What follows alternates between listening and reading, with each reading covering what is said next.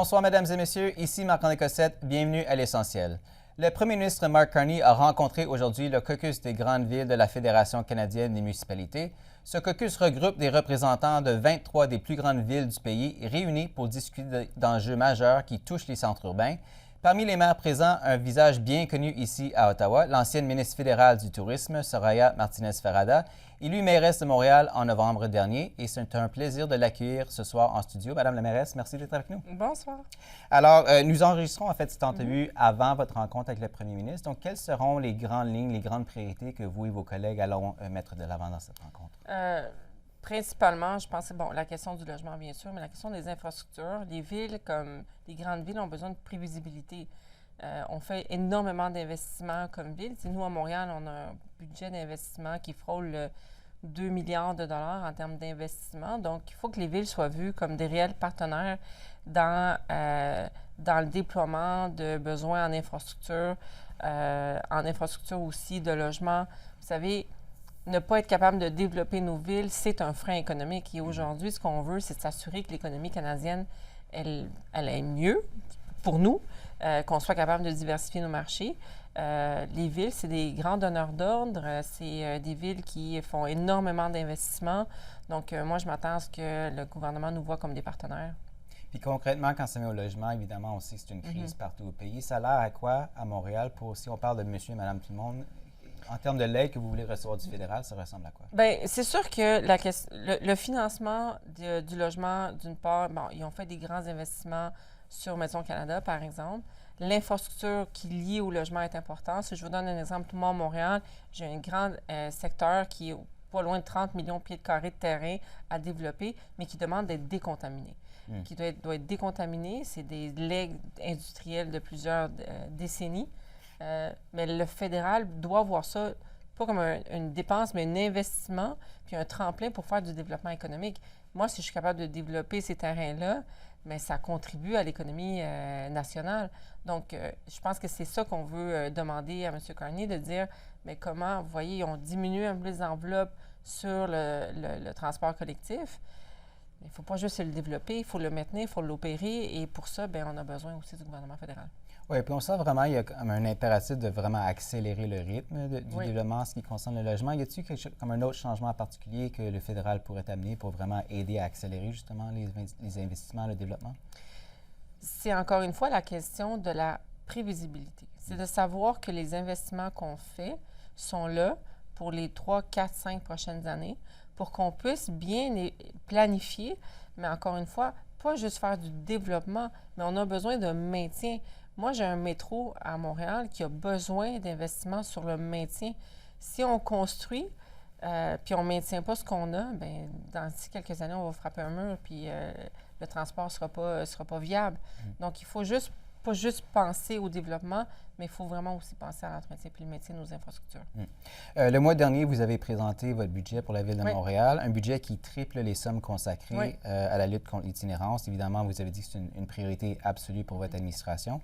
Pouvez-vous nous décrire l'ampleur du problème à Montréal et comment on est arrivé là? Bien, il y a un multifacteur qui peuvent expliquer le fait que la croissance de l'itinérance est vraiment importante dans les dernières années.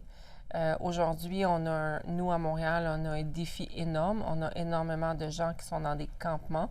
Nous avons actuellement plus de 3000 places d'halte chaleur pour s'éviter que les gens meurent à l'extérieur. L'hiver a été très difficile cette année, mais s'assurer que les gens ne meurent pas dehors, ça ne les sort pas de la rue. Et c'est le logement qui fait ça. Mais les populations itinérantes, nos personnes en situation d'itinérance ont besoin d'un accompagnement. Alors, c'est pas juste de construire un logement, mais c'est de construire un logement avec de l'accompagnement psychosocial, intervenant, pour les rattacher à un programme qui va leur donner une pérennité dans le logement et où ils sont. Donc, c'est sûr que le fédéral, je m'attends à ce que le fédéral, et c'est une des choses qu'on va aussi demander, malheureusement, le fédéral a coupé dans le dernier programme d'itinérance. L'itinérance, pour nous, à Montréal, est devenue aussi un frein à l'attractivité de Montréal. Les gens ne veulent pas nécessairement aller au centre-ville. Ça contribue au sentiment d'insécurité. Les chambres de commerce sont sorties très fortement sur la question de l'itinérance. Le privé commence à dire comment on peut aider parce que ça devient un frein. Et ça fait partie aussi des conversations qu'on doit avoir avec le gouvernement. Et justement là-dessus, qu'est-ce que vous allez demander concrètement au fédéral pour vous aider à mieux répondre à cette crise? Je vous dirais, d'une part, déjà, de continuer à être présent sur le financement de l'itinérance, mais pas seulement sur le volet de maison, mais aussi sur le volet général d'accompagnement, qui est un programme, entre autres, vers un chez soi qui existait, pour s'assurer qu'on continue à donner le soutien qui n'est pas juste de la brique. C'est aussi des personnes qui doivent soutenir et travailler avec les personnes qui sont dans la rue. La résilience économique, c'est un autre enjeu qui est au cœur des préoccupations des grandes villes, surtout dans ce contexte d'incertitude avec toutes les attaques qu'on voit de la part de l'administration Trump. La semaine dernière, le président s'en est pris à Bombardier, menaçant de retirer la certification du Global Express. Je pense, si j'ai bien compris, cet avion-là est construit en fait dans la région du Grand Toronto, mais il y a quand même 10 000 employés de Bombardier dans la région du Grand Montréal. Comment est-ce que cette menace de la part de l'administration Trump a été reçue sur le terrain et comment est-ce que le fédéral devrait y répondre? Mais c'est sûr, beaucoup d'inquiétudes. Mais en même temps, on a un écosystème dans la grande région métropolitaine de Montréal qui est quand même fort. On a l'aérospatiale, l'aéronautique, on a des compagnies, oui, comme Bombardier, mais on a Aéro Montréal, on a Pratt & Whitney, on a plusieurs autres l'écosystème est très fort, il existe, mais ça vient ébranler la confiance. Moi, j'ai confiance en fait qu'on va avoir des bonnes conversations entre le gouvernement et, on le souhaite, les États-Unis, mais surtout qu'on va renforcer localement notre propre écosystème. Puis ça passe, entre autres, je pense, pour Montréal, de convaincre le gouvernement qu'on peut avoir la banque de défense de l'OTAN qui est en train de se préparer, pour lequel le Canada devrait être un pays fondateur. Et on espère pouvoir convaincre le gouvernement que Montréal est la meilleure ville pour l'installer. Ça vient renforcer aussi l'écosystème, non seulement financier, mais l'écosystème économique multilatéral que cette banque va avoir besoin.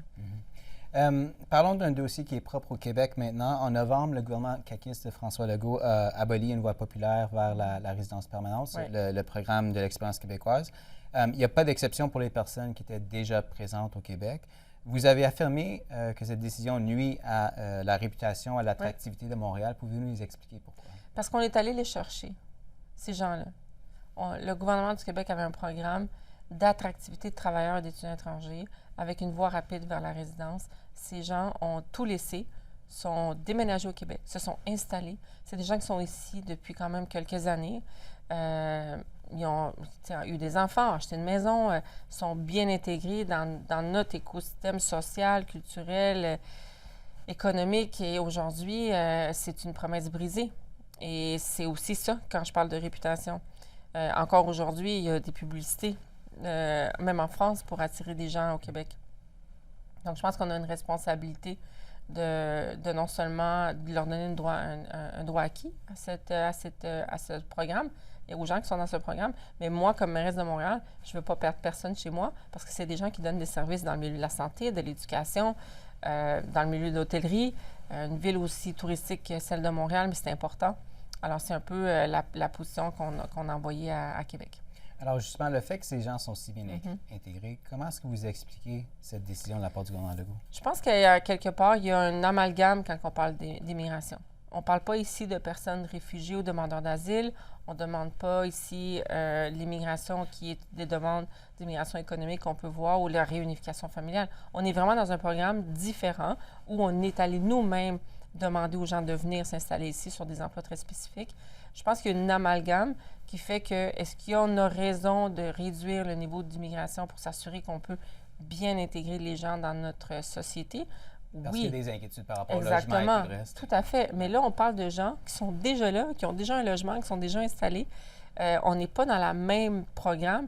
Je pense que cet amalgame fait que c'est une façon très rapide et un peu rapide d'expliquer la nuance qu'on doit avoir autant dans ce programme-là que sur l'immigration de façon générale.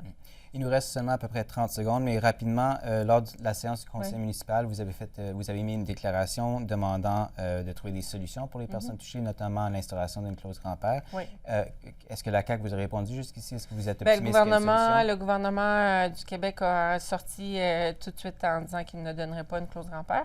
Moi, ce que je comprends, c'est que de plus en plus, il y a d'autres personnes qui sont en train de se mobiliser. Aujourd'hui, on a le maire de Laval qui demande la même chose. On a des gens dans du milieu associatif, que ce soit au milieu agricole, en région, qui sont en train de le demander aussi.